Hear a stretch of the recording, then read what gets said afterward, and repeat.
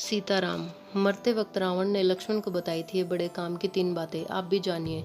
जिस समय रावण मरणासन अवस्था में था, उस समय भगवान श्री राम ने लक्ष्मण से कहा कि संसार से नीति, राजनीति और शक्ति का महान पंडित विदा ले रहा है।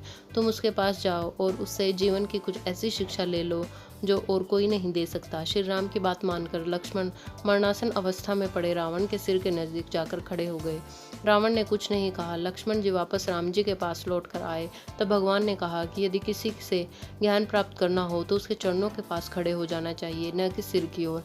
यह बात सुनकर लक्ष्मण जाकर उस रावण के पैरों की ओर खड़े हो गए। उस समय महापंडित रावण ने लक्ष्मण को 3 बातें बताई जो जीवन की सफलता की कुंजी हैं। पहली बात जो रावण ने लक्ष्मण को बताई वह थी कि शुभ कार्य जितनी जल्दी होकर डालना चाहिए और अशुभ को जितना टाल सके वो टाल देना चाहिए, यानी शुभस्य शीघ्रम।